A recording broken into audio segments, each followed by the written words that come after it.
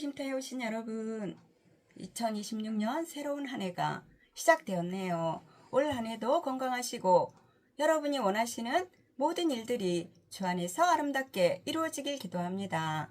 오늘은 여러분들도 너무 잘 아시는 삼손이라는 사람의 인생 사기절을 살펴보고자 합니다. 삼손은 나시린으로 태어난 특별한 존재였어요. 그리고 그의 삶은 우리에게 하나님의 부르심과 인간의 약점과 회복의 은혜에 대한 강력한 교훈을 전하고 있습니다. 삼손 이야기는 블레셋의 앞자리에 있던 이스라엘을 구원하기 위해 하나님께서 어떻게 한 사람을 부르시고 사용하셨는지를 보여줍니다. 당시 이스라엘이 40년 동안 블레셋의 압제를 받고 있었을 때 삼손의 아버지 마노아와 그의 아내는 아이를 낳지 못했으나 하나님의 사자가 나타나 아들을 낳을 것이다 라고 말을 합니다. 더구나 그 아이는 태어날 때부터 나시린이 되어 블레셋 사람의 손에서 이스라엘을 구원하게 될 것이라고 선포합니다. 나시린이란 하나님이 자신을 구별하여 드린 사람을 뜻하며 따라서 삼손의 경우 세 가지의 엄격한 규례를 지켜야 했어요. 첫째, 머리에 삭도를 내지 말 것, 즉 머리를 깎지 말라는 말입니다. 둘째, 포도주와 독주를 마시지 말 것, 세상 사람처럼 살지 말라는 것이지요.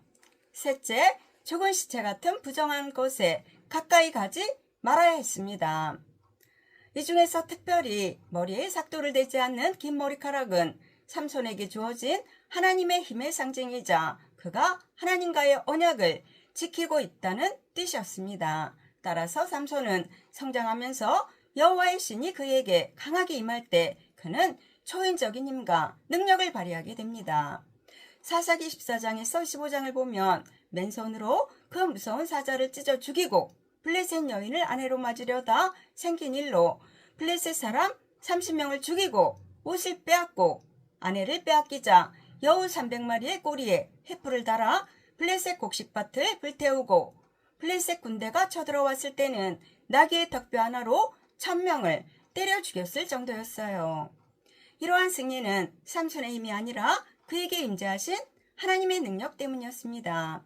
그럼에도 불구하고 그의 삶은 육체의 정욕과 자기중심적인 판단으로 치명적인 약점이 되어 율법이 금하는 이방 여인을 탐했습니다. 그래서 결국 그의 몰락의 씨앗이 되고 말았습니다.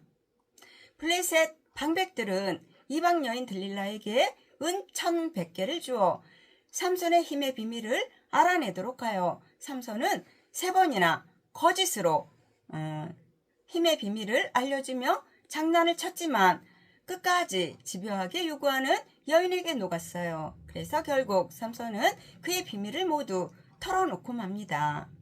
사사기 16장 17절에 만일 내 머리가 깎이면 내 힘이 내게서 떠나고 나는 약해져서 다른 사람과 똑같이 될 것이라고 말합니다. 그러자 들릴라는 삼손을 무릎에 눕혀 잠들게 한 뒤 블레셋 사람을 불러 그의 머리털 7가닥을 밀어버렸어요. 잠에서 깬 삼손은 여호와께서 자기를 떠나신 줄을 깨닫지 못하고 결국 사람들에게 붙잡히고 맙니다. 그리고는 그들은 삼손의 2눈을 빼고 놋줄로 묶어 가사로 끌고 가서 옥중에서 맷돌을 돌리는 신세로 만듭니다. 결국에 삼손은 머리카락을 잘리고 힘의 능력과 희력마저 잃었습니다. 그러나 감옥에 갇힌 삼손에게 마지막 기회가 주어지죠.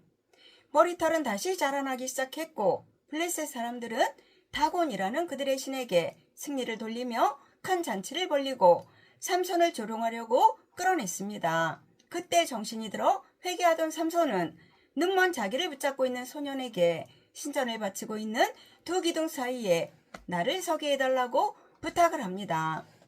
그리고 하나님에게 온 마음을 다해 마지막 기도를 드렸어요. 사사기 16장 28절에 주 여호와여 구하옵나니 나를 생각하옵소서.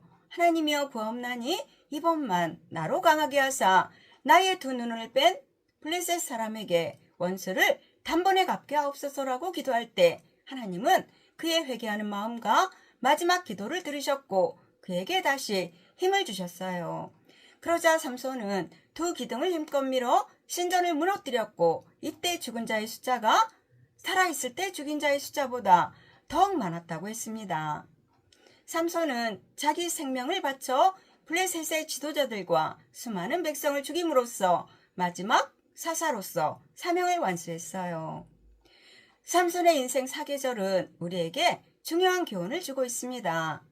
삼손의 삶은 비록 불완전했지만 하나님은 그의 부르심을 포기하지 않으시고 취소하지 않으셨어요.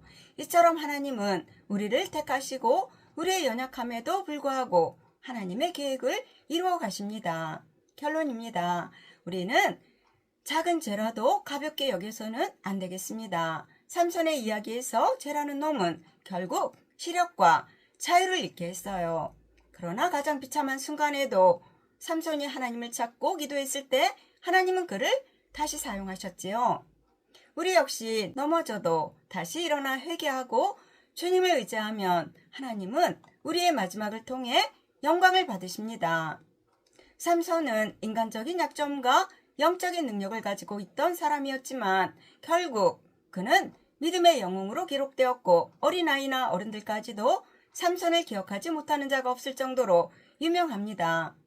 영혼의 쉼터에 오신 여러분, 우리도 삼손처럼 하나님의 힘을 의지하고 부르심에 합당한 삶을 살면서 혹시 넘어지더라도 마지막까지 하나님의 은혜를 구하는 여러분 모두가 되시기를 예수님의 이름으로 축원합니다. 아멘. 감사합니다.